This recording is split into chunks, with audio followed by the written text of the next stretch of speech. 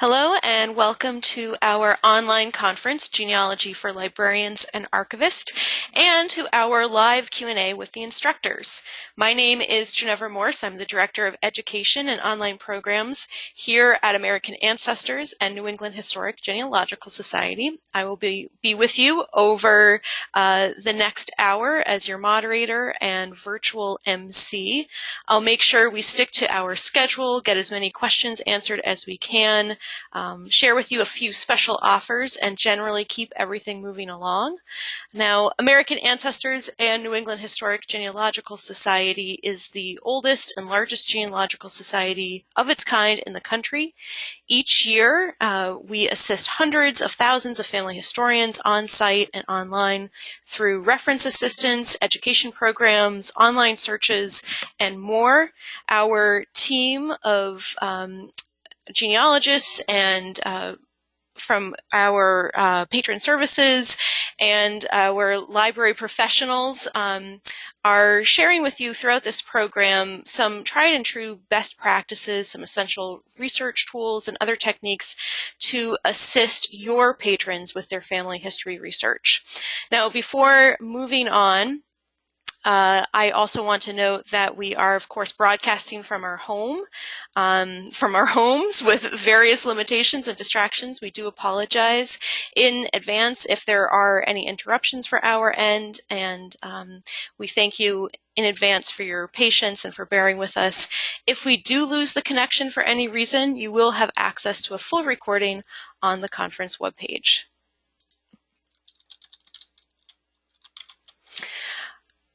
So our instructors for this seminar have decades of experience in the library world, spearheading new ways of reaching and assisting library patrons and family historians at our research center in Boston and online.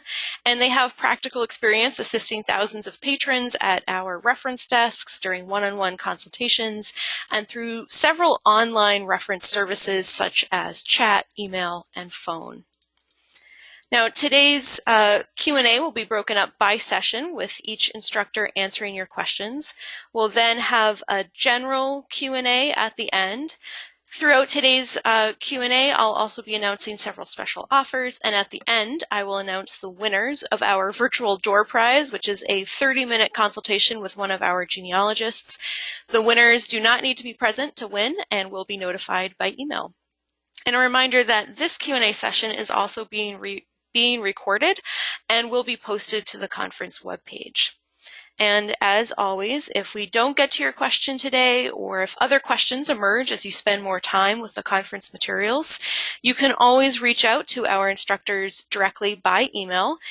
You'll see their email addresses on this slide, and you'll also find them on each of the session handouts there on the conference page.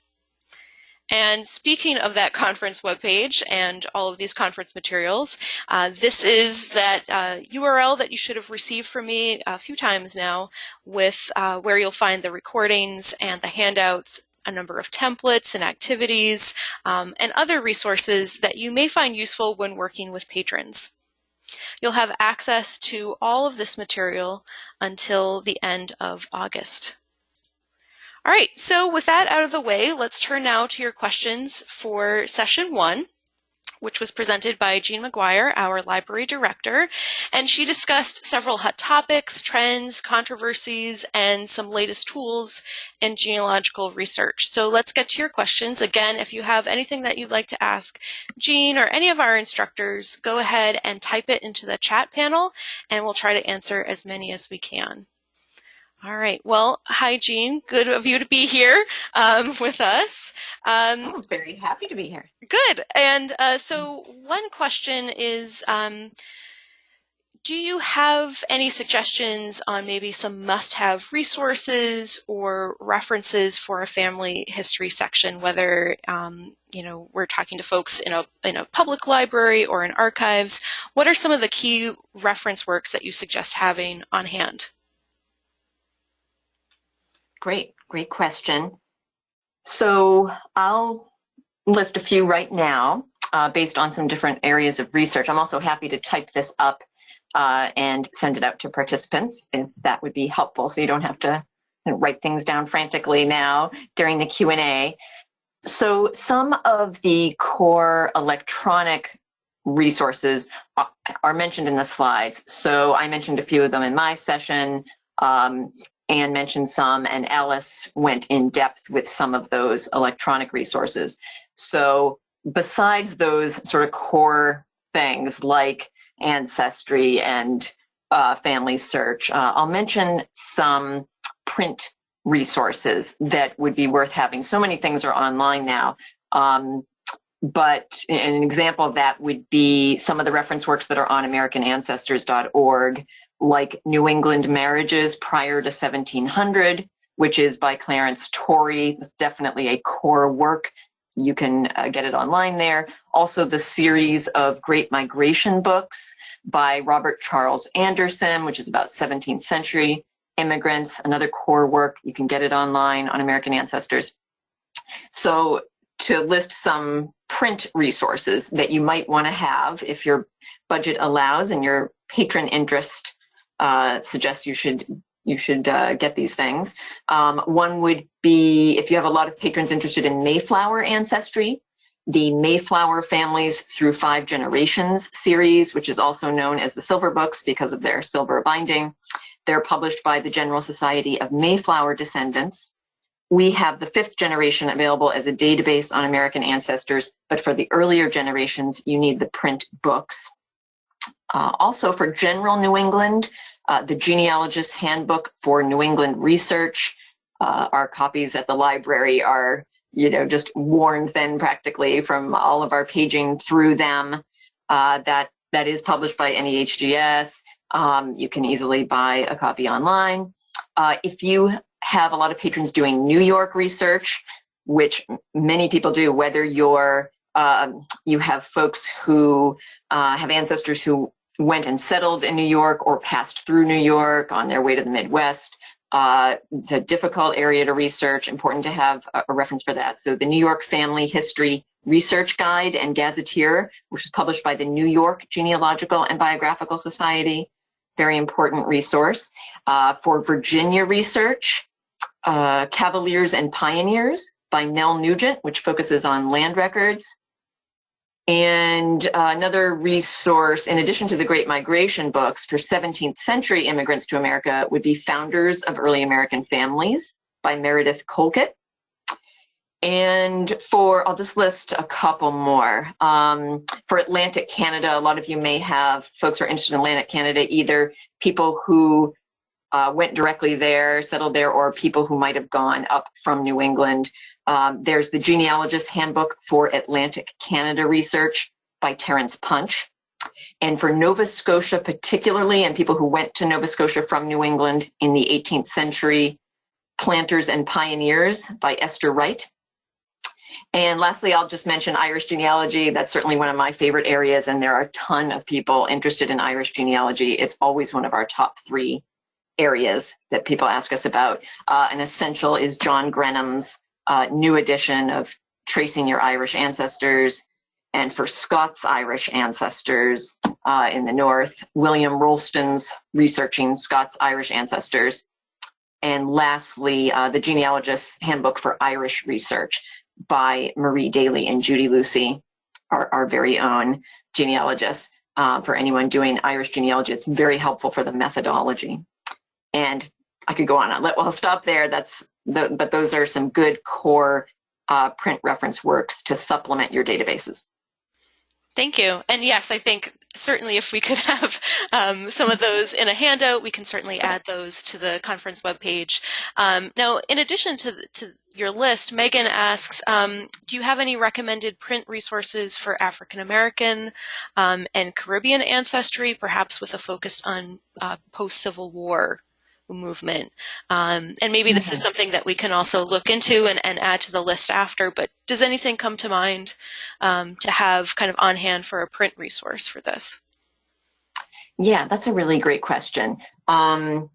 Some of them are getting a little out of date with the African American and don't necessarily include a lot of the electronic resources that are available. So some of the ones that are immediately coming to my mind were like published in the the late 90s, and I'm not sure if I would recommend spending money on those as a print resource.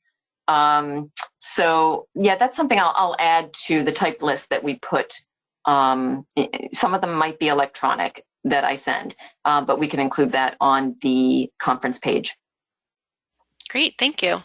And Rakashi asks, have you seen an increase in inquiries since the lockdown and stay-at-home period? Has the time at home kind of piqued the interest of people in family history during this time? Yeah, that's a great question. We're definitely seeing a lot of interaction. Maybe more than we might have expected. I would say that it's gotten to the point where it's almost like when we are in the building. One thing that's different now is that we're interacting in some new ways. So one of the things we did was expand our chat service. So we already had a free chat service that we did every Tuesday afternoon, and now we do it 5 days a week, Tuesday through Saturday afternoons. And that's been really nice, just as a way of making sure that people know that we are still available. And we still do phone reference, still do email reference. Another new way in which we're interacting with people is through a live Twitter chat. So that has been on most Tuesday afternoons, and that's been really nice. We pick a theme each week, and people interact, they follow the hashtag, they ask questions, they provide stories from their own research. Other people pipe in and offer their suggestions and tips. It's a really nice community feel to it. So yes, we no shortage of interaction, that's for sure, which we're very happy to say. I think a lot of people are probably thinking that this is a time when they want to do some genealogical research they've been meaning to do, work on some things they meant to work on. So, yes. Yeah, great question. And now, of course, and you talked about some of this a little bit in your presentation, but, family history and learning about your family history can, of course, bring up some maybe awkward topics or awkward conversations, or things that you just weren't expecting to find, like maybe adoption or suicide or other marriages that maybe you didn't know that your parents or grandparents had, unknown siblings. So when things like that come up as your patron is doing research, how do you suggest maybe talking to your patrons or handling some of those tough topics? Sure. And I'm sure some of our participants know today, if you work in a library or archives, there often is a little bit of the counselor role that you play, whether it's genealogy or something else. That's just often part of the job. But specifically some genealogy topics, it can be very personal. It can be very much, sort of life-changing, identity-changing things often. So the first thing I would advise is to let the patron know that they are far from alone. For example, with DNA surprises, it's extremely common to have those surprise results. So they should know that they're not alone. They should know that there's a whole community out there that they can even connect with, and a lot of things that they can read. I would definitely recommend reading a book, like mentioned in our first session, the book Stranger in My Genes. I just think that can be very reassuring for people who've had DNA surprises.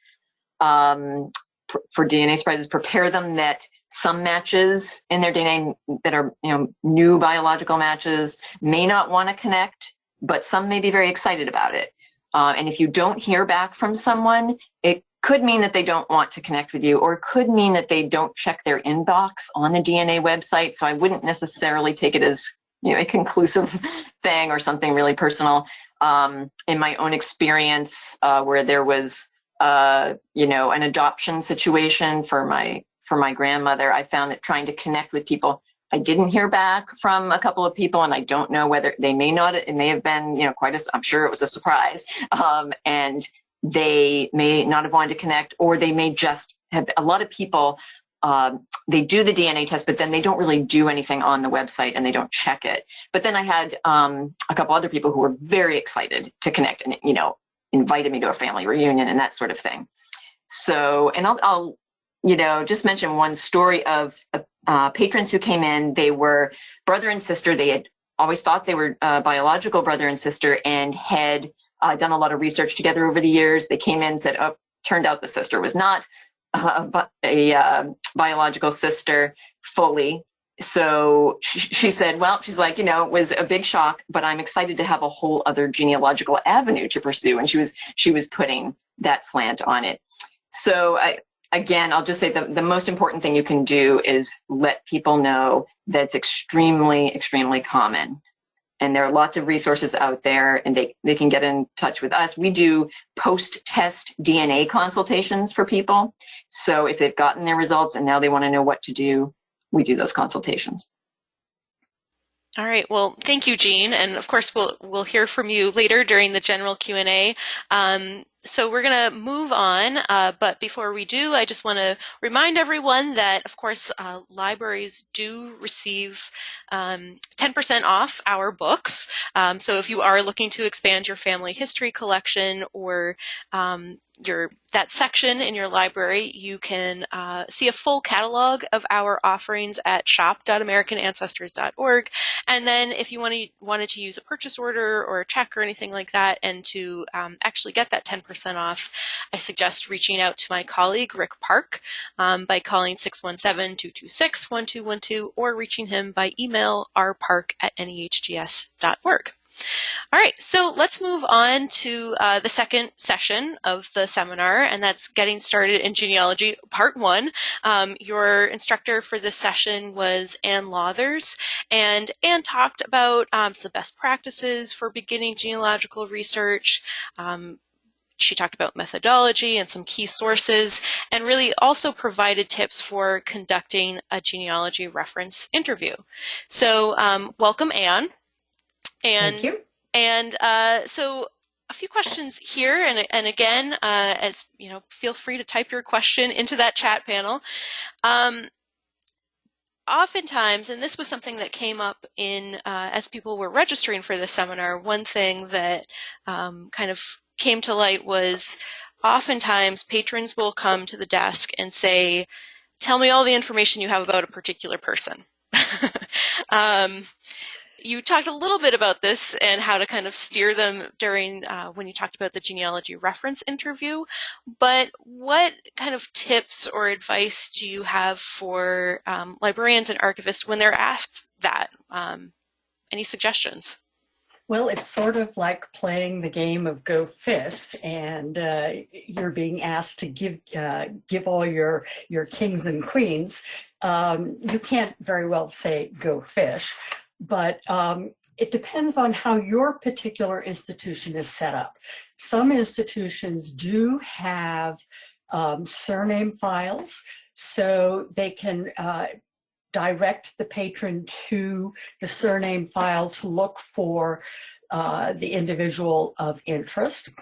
But that tends to be institutions that are very localized. I was in the Frederick County, Maryland Historical Society last summer, and they had file drawers full of surname files. We at NEHGS, American Ancestors, do not have surname files. So in the case where you don't have surname files and you're being asked to give me all your threes, you work with the patron to figure out what they are interested most in that particular day. What are they hoping to accomplish at that moment? And it may turn out that their real burning question was, did he fight in the Revolutionary War? Well, that then gives you an avenue to start pulling resources. Again, it's part of the education of the prospective genealogy client that there's not a magic database in the sky. of genealogical information, and that doing genealogical research can be a real slog, but a very fun slog while you're at it. Thanks. We also had a few questions about obituaries. Can you talk a little bit about when obituaries become kind of common practice, at least in the States, and what are some of the good resources out there to find and search for obituaries? Obituaries are a great source. The only problem is that the detailed sort of obituaries that we are accustomed to reading today, that is a phenomenon that developed at the end of the 19th century and early 20th century. So if you have an ancestor who died around 1830, you're going to be lucky to even find a death notice saying John Smith died last Thursday. So the detailed genealogical information type obituary is in a genealogical sense, a relatively recent phenomenon. Now, in terms of locating those obituaries, unfortunately, the best source that I personally have found is the publisher's extra edition for newspapers.com, and libraries can't subscribe to that. That is an individual only resource.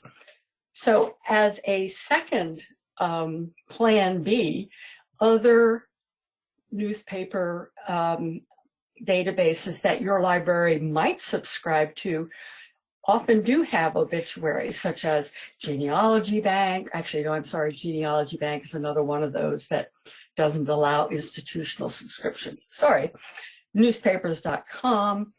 There's the Redex, early American newspapers, which does go up to about 1880, and you do occasionally find the more detailed descriptions in those papers.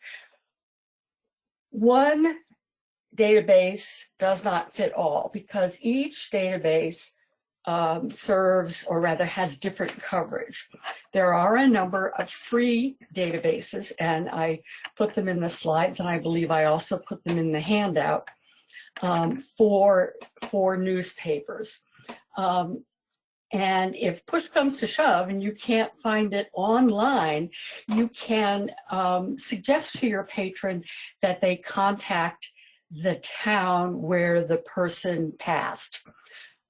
Because certainly up until the end of the 20th century, small town newspapers were still alive and well, and their bread and butter often was the goings on and the life events of the people in their community.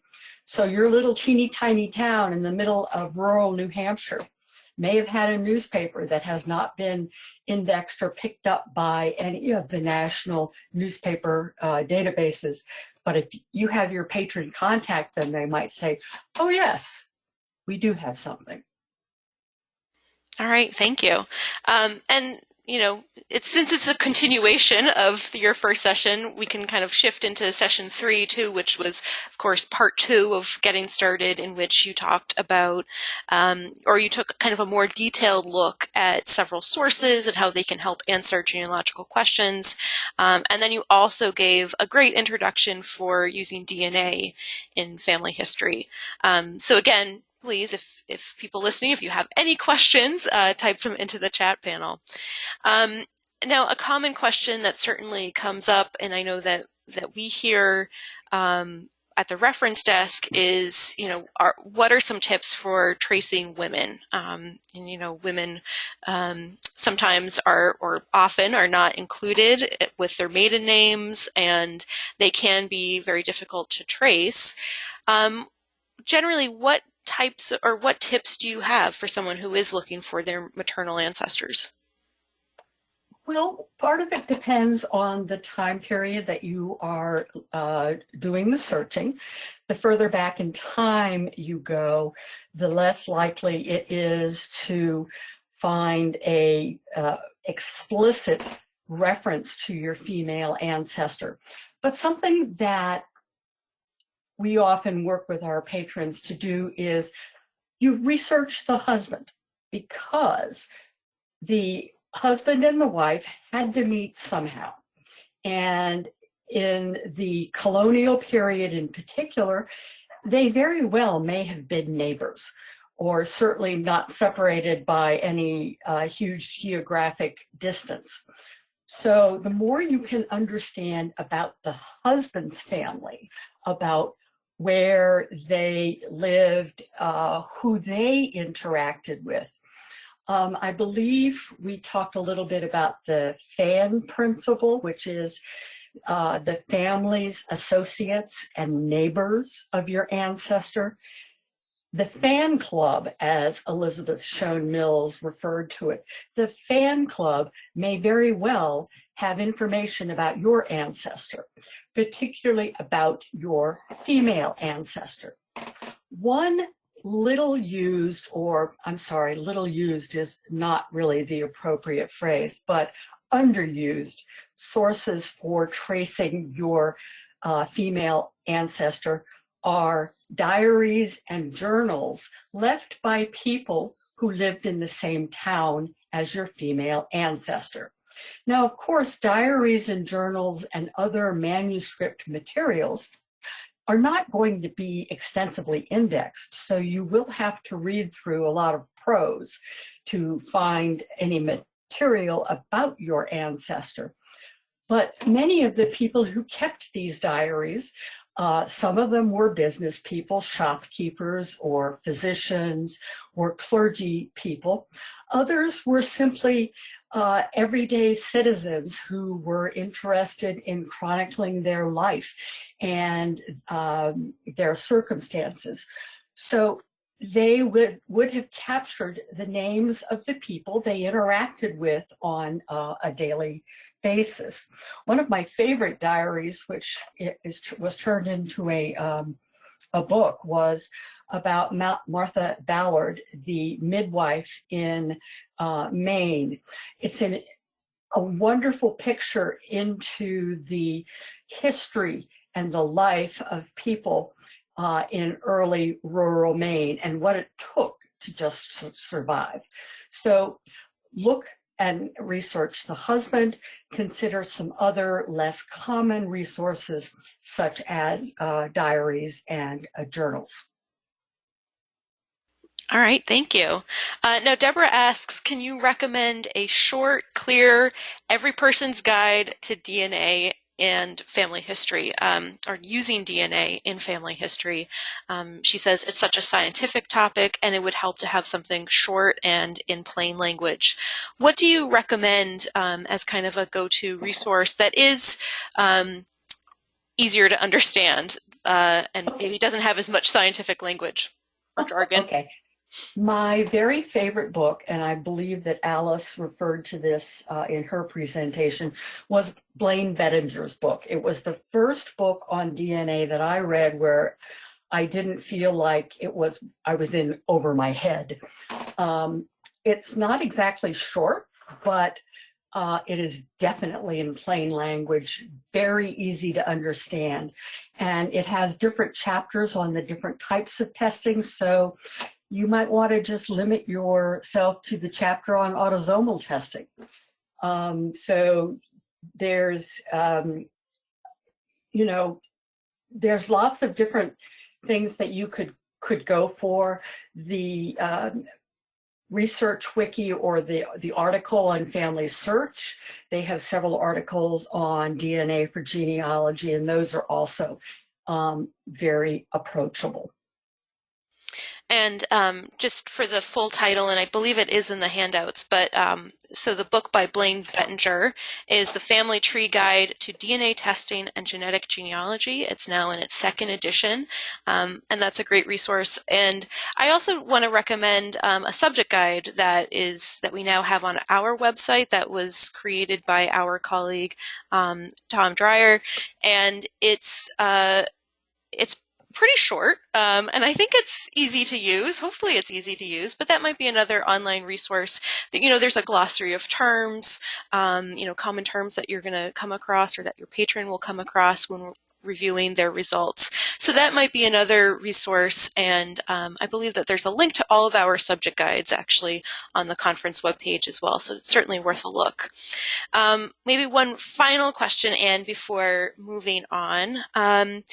Now, this kind of goes to an earlier question about tough topics, but we often see patrons kind of hanging on to family lore, and how family lore really kind of becomes almost sometimes a part of your identity or part of your story. Yes. But how do you tell someone that their family lore is wrong or not completely accurate? You don't come out and say, you're wrong.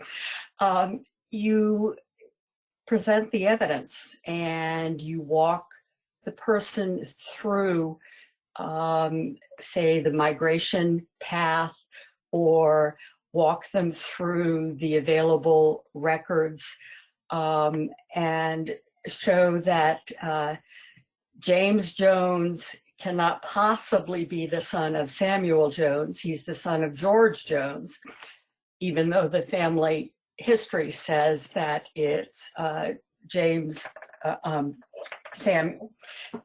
These kinds of issues often arise when you're dealing with communities where a family has lived for generations. So you have lots of people with the same name. Connecticut, along the Atlantic, along the Long Island Sound, is famous for producing very insular communities where everyone has the same name.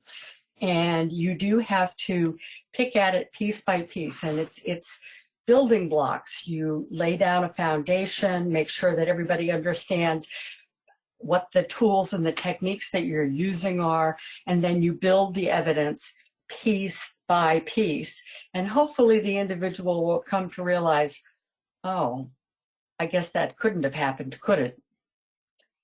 Such as the example that I gave in my talk on a Mayflower line that didn't pan out, where someone had followed the waving leaves on Ancestry and ended up moving a young lady from Vermont to New Jersey when she was 16, but everybody else in the family went west. I don't think so. But we walked through it. I walked through it with the patron piece by piece, and she came to that conclusion on her own. All right. Well, thank you again, Anne. And of course, we'll hear from you again during the general Q&A at the end. Before moving on to session 4 questions that you might have, I do want to point everyone to, I just mentioned some of the subject guides and some of our other free resources on our website. So you can find downloadable templates, archived webinars, other helpful subject guides, including that one on DNA, and other topics.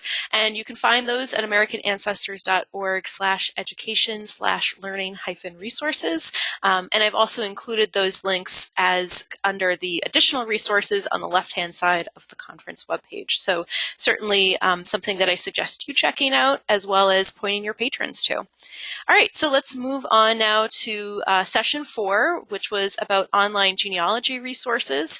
And Alice presented several different family history websites, pointing you to which ones are kind of best for certain types of research. We went over some searching basics, and then also looked at other useful sites. So again, feel free to type in your questions, and welcome, Alice. Thank you, Ginevra. So a few questions here. Now, generally speaking, when you're coming to a new website, do you advise searching by database, so kind of drilling down either into the card catalog, which you showed with a few websites, selecting a database and searching that individual database, or doing more of a general search? What do you typically advise? I'm a big believer, as I mentioned in the presentation, of searching by locality, so that exhausting all the known possibilities in a location is always best. And by seeking out a list, such as on Ancestry, the cart catalog, or looking at the databases, historical database list on Family Search, finding out the specific databases that are available for the state that you're interested in, or even the country for both websites. You can see exactly what's there and just take them one by one as part of a reasonably exhaustive search in terms of genealogical research standards. To make a reasonably exhaustive search, a researcher would certainly want to make sure that they've covered everything, so that methodically identifying the databases and then checking all possible names and variations, doing both a known name search and then doing what I mentioned was blind searching, putting in the person's last name and then searching by a more specific locality to narrow down a group of people to start whose records you want to start studying, and then broadening out when those specific databases start giving fewer and fewer results. Then it's time to start looking at other possible databases within the website for new options. And the same thing would be true if you were looking at database searching as a whole. Exhaust all the possibilities in one website, and then just for inspiration, or hopefully serendipity, do say a general Google search. Doing the thorough methodical searching through any one site's database will help the researcher go through the huge options that would be available in, say, a Google search. They would be able to identify right off from the bare description that they get in a Google search results list. Oh, I've seen that one before. I can ignore that one.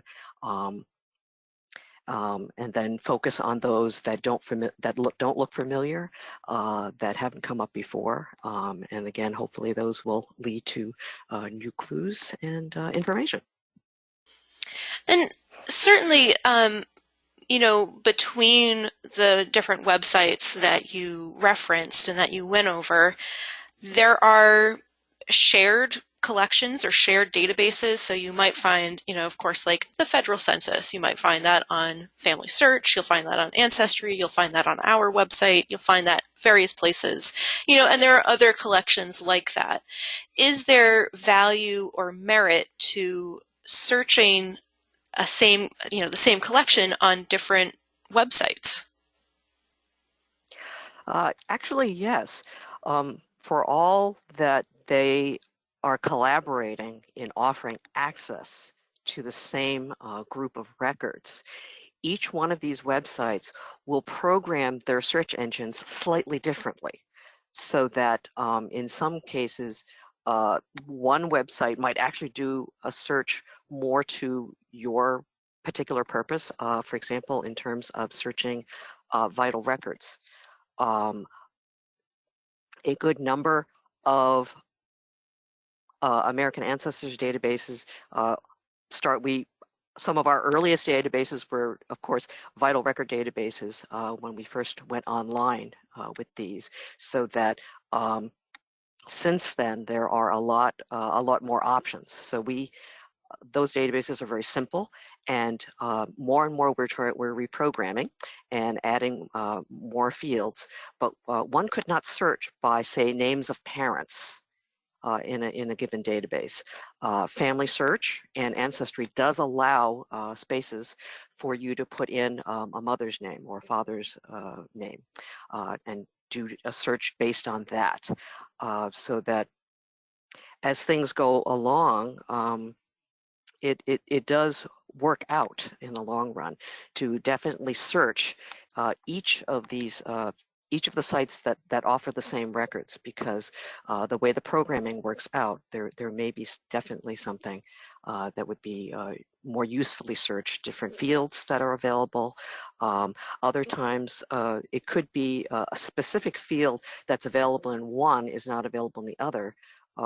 For, again, going back to the vital record searching, for Massachusetts Vital Records, I like using our American Ancestors database because frequently I'm double checking a volume and page reference for a particular year's birth, for example. And our Vital Records database search grid allows you to input that in. Once you've selected that database, that field will be presented.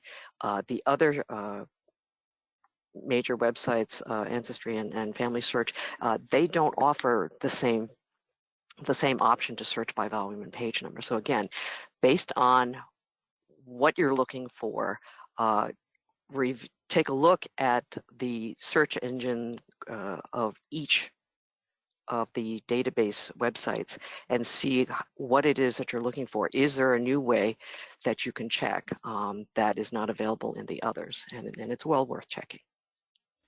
Thank you. Now, another common question that we sometimes hear from both patrons as well as, colleagues in the library world, are there differences between library editions of these major websites versus kind of the consumer access? So, Ancestry, for example, of course, has an institutional option and subscription that a number of libraries have. Are there differences between what you have access to and what you'll find on a library edition versus what a patron might be able to view from home? Yes, there's definitely going to be differences. Actually, Anne mentioned one a little earlier in that there was a feature in one of the databases in which a certain function was available only in individual members' access and not on institution access. The same can be said for going the other way. There will be a few things that are available to a library, but would not be available to an individual. So it definitely works both ways, and there will be differences. It's a matter of sitting down and trying it and seeing what the differences are. Sometimes the website may not post a list of all the differences, and it may be exploration or checking in with a frequent user to find out. But yes, there are going to be some individual offerings available depending on what that feature is. So again, this is still, databases are offering information for subscriptions. So of course they do want to make some money, and they will tend to offer more features, say in an individual membership for some things, and then there are other databases where there might be a little bit more offered from a library perspective, only because the staffing in a library might know a little bit more, and they could make the searching a little more comprehensive in that way. And then the staff can help explain and guide people through those. All right, well, thank you. So we're going to move on to the last session, but before we do, kind of following up on that question, I do want to let everyone know that, of course, we at American Ancestors also offer an institutional membership. I know many of you listening today are already members, and we thank you for your continued support. If your library, archives, historical society, or other institution is not yet a member and you're interested, we do offer a free 3-month trial, and you can learn more about that and opt into that trial by going to americanancestors.org/membership/institutional-membership. So you can learn more about that program there. All right, so we're going to move on to session 5, which is when Anne and Alice talked a little bit more about how to answer some frequently asked questions, from DNA to Mayflower to 20th century immigration. We Anne and Alice kind of explained how the genealogists at American Ancestors might go about answering these questions. So welcome back, Anne and Alice. So a few questions here. And you talked a little bit about this, but what do you advise, or what do you advise telling patrons, whose ancestral countries really didn't leave a lot of written records, or they're not available, or because of privacy restrictions they're not available? What do you kind of say, or how do you advise patrons in those situations? I'll take first crack at that one. Okay. And I am specifically speaking about the challenges of doing research in Eastern Europe, where you have, particularly Poland, where you have the country was divided. It was partly Russia, it was partly Germany. And so you end up with records that could be in Latin, could be in Russian, could be in Polish, could be in Germany. And on this side of the pond, there aren't a lot of online options for doing that research.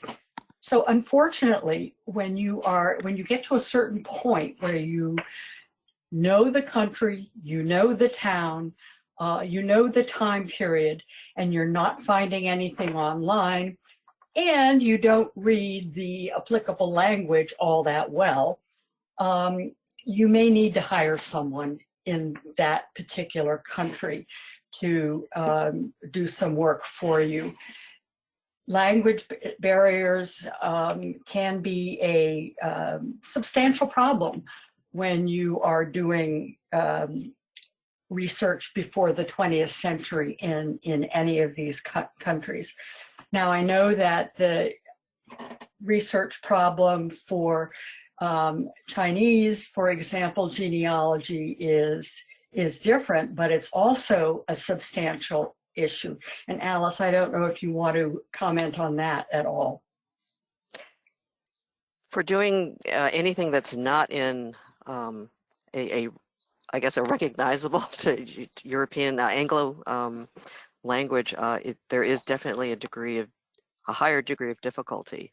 But then again, for many Asian areas, there has always been a tradition of family history, so that even with that, there is a possibility of getting access to some of that material in digital form. Family Search has done a lot to digitize as much material from each of the Asian countries as possible.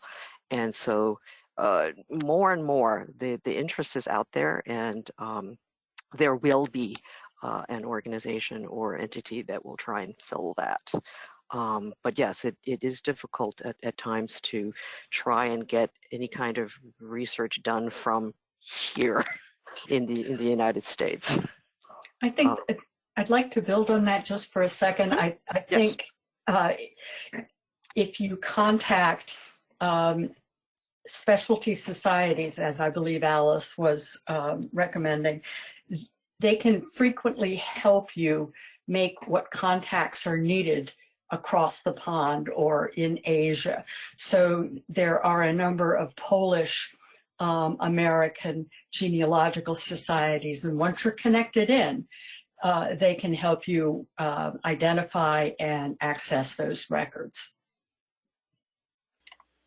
Great. Yes, indeed. Yeah. Oh, sorry. I was just going to say, I mean, this kind of ties nicely in with Rakashi's question, about kind of, are there good comprehensive databases or organizations that focus on Asia and Asian family history resources? I mean, of course, you just mentioned Family Search has done a lot to digitize as many records from really around the world as possible, certainly not just Europe. Are there other, maybe some of the specialty societies that you and Anne have referenced, or other databases or other sites that you could recommend? For doing any kind of research that will lead you to what for us here would be a foreign country. It's always best to exhaust all of the known record sources and possibilities that are here in the United States. Looking at a person's, going back to the cluster research, looking at a person's associates and neighbors, the things that he or she were involved in, looking for clues in any and all of those types of records or publications that can lead you back to a more specific area in Europe, and then conducting research either yourself or hiring someone.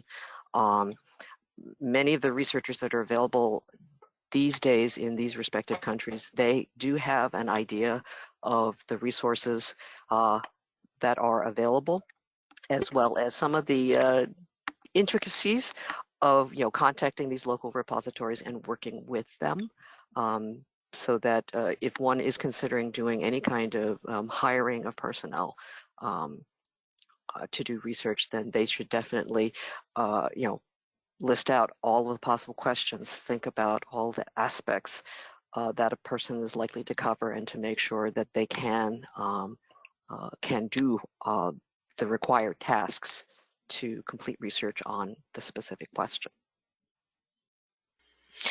And are there other resources? I mean, certainly we were focusing on kind of documents and records, but I know many universities also have fantastic, especially universities have sometimes spectacular oral history projects that may speak to different communities and their experience, either kind of in the old country or here in America.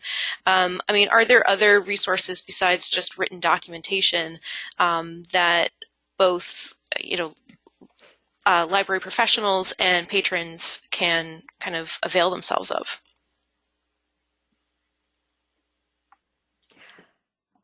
Yes, certainly the academic programs that are available can be helpful. There certainly would be an opportunity to contact an appropriate college or university that has such that have history programs, or it doesn't even necessarily have to be history. If you know that a family member was in a particular profession, one could certainly investigate an academic program that covers that particular industry or subject, and see if a professor or a class would be interested in taking on an investigation that would expand not only their interest in the topic or area, but also to answer your respective question. Yes, that's always possible, but one has to think about it and tailor the search for this kind of research to the researcher's question that you're working with. All right. Now, Megan asks, what kind of search strategies can you offer for dealing with early 20th century orphanages or adoption? Any suggestions there? My first suggestion would be to look at the U.S. federal census, because the children who were in these homes would have been captured in the U.S. federal census, giving you a sense of where they were at a particular time. The other thing that you would need to do is have a good idea of the location of where the child you're trying to follow, where they were living. And then you can identify what historical resources for possibly now defunct homes exist. So, for example, if someone was in an institution in the New York City area, the New York City Archives has digitized many of the admission registers for these institutions, and you may be able to find mention of a particular child. Upstate New York, Albany also has resources related to historical institutions that would have taken care of children. It also helps to be aware of the laws in the state that you are researching. Every state had different requirements regarding adoptions. And in fact, prior to about 1876, adoption was primarily informal. It didn't even go through the courts. So you will need to identify who had jurisdiction and where those particular records might be. And again, privacy issues are a continuing challenge for any researcher. Some organizations are very open in what they make available, others not so much. I'd like to add for the resources that might be available from academia, looking at those universities and colleges that have social welfare or social history programs. Their respective libraries and archives might be collecting materials about local organizations or records from local organizations within Massachusetts. The Simmons College has a pretty large, has a pretty good program on social welfare, and they have also been collecting records from local organizations, as does the UMass Boston Healy Library has another large collection on social welfare. So you could certainly look locally to wherever the family is to see what might be available from academia. All right. Well, thank you both. I think we're kind of getting into more of the general Q&A anyway, so why don't we just quickly move on to that.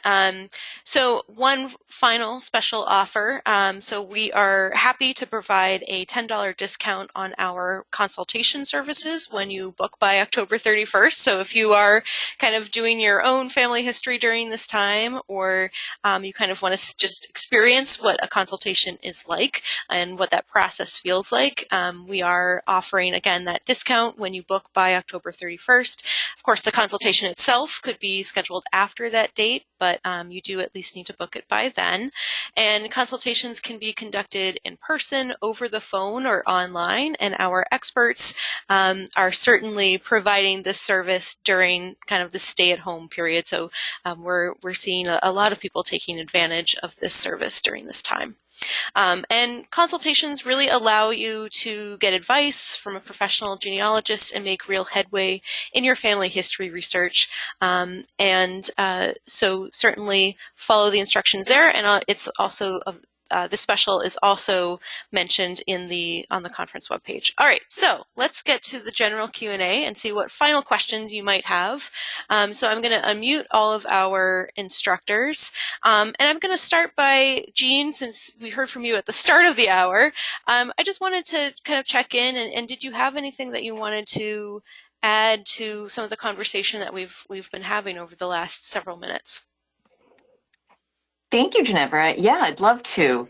A few subjects came up that I'd like to chime in on. We talked about, people were asking about doing some Asian research and other countries doing non-English language research. And I wanted to follow up on something Anne said. She mentioned how groups will often be helpful to you. And so for those of you who are in Massachusetts or New England, I wanted to mention that the Polish Genealogical Society of Massachusetts is extremely helpful. They have a large volunteer group. They have a little library.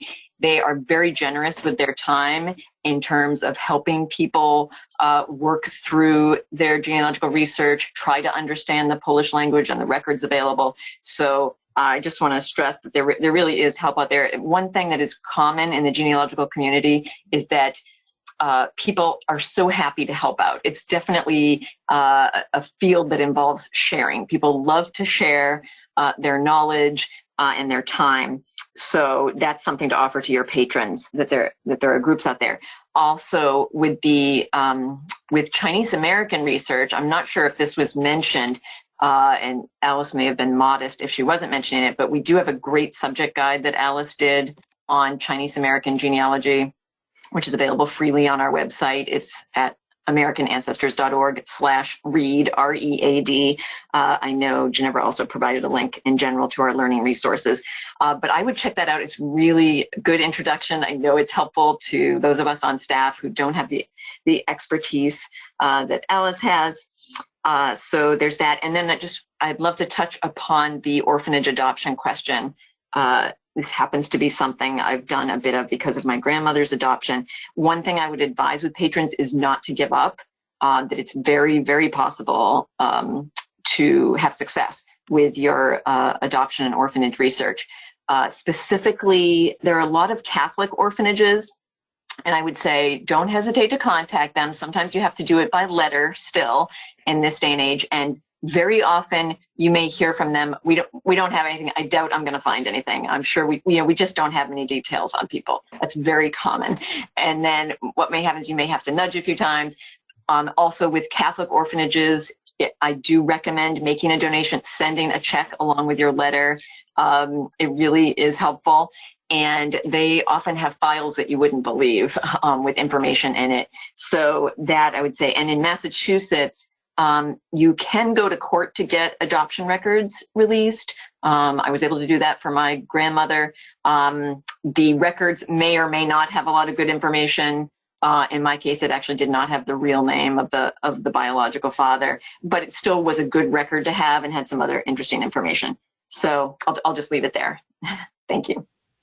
Thanks, Jean. Now we have a question from Deborah who asks, kind of what are the ethics or best practices of a librarian using a personal account at work? So say on Family Search or other sites, not so much to let the patron use it, but just to use it as kind of a reference.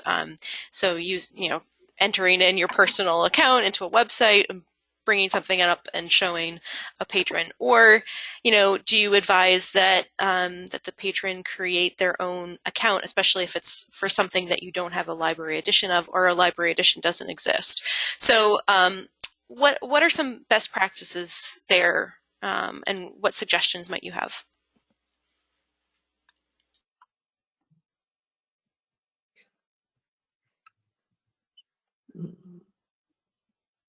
Don't all speak at once. I mean, so, in the case of Family Search, for example, where it's a free website and you do have to kind of create your own account if you wanted to create like a family tree and that sort of thing. I mean, when you start going to Family Search, do you advise that the patron create that free account at first, or kind of how do you walk them through that initial process? What we've done in our library is to create a single account which we all use, and we offer it. We offer to log people in on that first and allow the patron to choose whether they would like to continue. They can certainly come back to our library and use the same so-called library account that we offer. But certainly because of the number of resources that are available from home for a lot of the material, we encourage the person to, at the very least, put in the bare basics of information to create an account, and they don't need to save anything else. They can always access the materials, download a copy to their computer, and not have to do anything else with the account other than to use it for access. So we offer a general account that all can use. Okay. And I have a little more information. So, Deborah says that her library is small and they don't have any genealogical website subscriptions. So in that instance, say you do have a personal account to Ancestry and someone comes up to you and asks, a family history related question, do you advise that, she use her personal account to direct people, or what's your advice? I think that to me, it's a personal choice of providing access or not. I would be interested in the comments of the colleagues here. This is Some of Anne. some of the subscriptions might have certain prohibitions against using it for other than personal research. So one certainly needs to be aware of those restrictions. This is Anne. There are at least 2 subscriptions that I have personally that I have been known to sit with a patron and log into that site so that I could find something for them. But then I make sure that I log out at the end and that the information is not left on the computer. Sometimes, if I know, for example, Roots Ireland is a subscription website. They've got great Catholic records, and sometimes they lead to answers, and I want to provide as much value for the patron as I can, but that's my personal view. I don't believe that I'm necessarily speaking for the library. Yeah, I would just add that what I would recommend is giving people a demo of something. If they're not sure that they want to subscribe to something on their own, then using a personal subscription just to give them a demo of how it works and the kinds of things that are available there. I would not recommend, on a regular basis, retrieving records for people, providing records to people who don't have a subscription. So, unless it's, if it's something that we have an institutional subscription to and people come in or call, then that's a different story. But if it's something that we're not able to get an institutional subscription to, so we only have our personal subscriptions, I would say, I would just give them a demo and not be providing records, so that you can be, in the spirit of the agreement with that database provider. All right, thank you. And Jean, you talked a little bit about this in your session, but what are some tips for kind of staying up to date with new research techniques, new collections that are coming online, new databases? What are, some best ways to kind of stay on top of things? Great question. So there are many ways you can do this. Yes, in my session, I did mention some blogs and newsletters that are important, like Eastman's would certainly be one of the essentials. Also, for some of the websites, I would recommend getting on their particular email lists, or their blogs, getting notifications when there's a new blog post.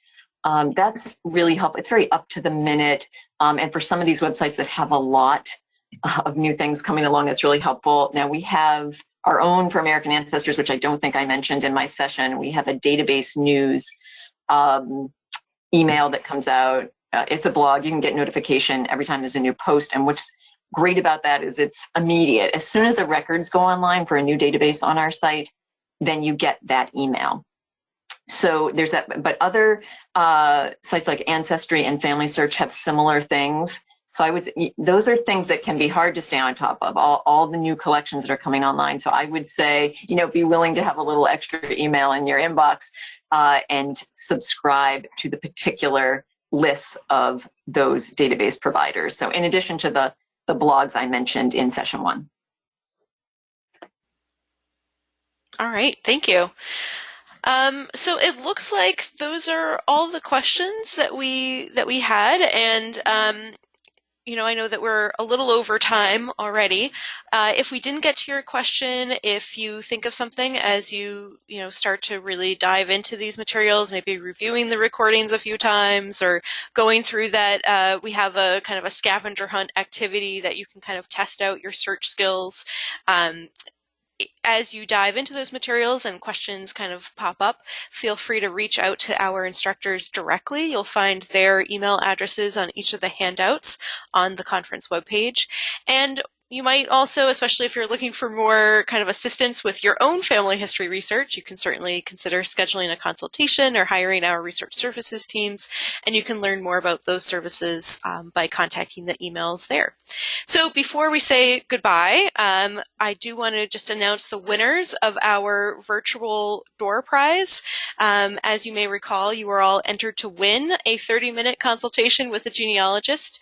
And again, our consultations can be done in person, over the phone, or online, and you had 2 chances to win. And the winners are Lori Bessler from the Wisconsin Historical Society and Elizabeth Radigan from the Historical Society of Washington, D.C. So congratulations to our winners. And a reminder that you can find all of the slides, the handouts, and the recordings on the conference webpage. And I'll also be sending you an email later today once today's Q&A, the recording of today's session, is there on the conference webpage. And I'll be giving you, again, that very long URL, so you don't have to write it down. You'll get it by email again. So thank you again for attending today's live Q&A and for participating in our online conference. I hope our sessions have provided you with the tools, strategies, and confidence to answer your patrons' genealogical questions. You will receive an email from me with information again on accessing today's recording, as well as an online survey to provide your feedback on the conference. And as we continue to expand our webinars and online offerings, any and all feedback is extremely helpful and appreciated. And if you'd like to access more how-to resources or learn about upcoming online educational programs, please visit our online learning center, americanancestors.org/education. Stay safe, stay healthy, and I hope to see you at our online programs in the future. Goodbye for now.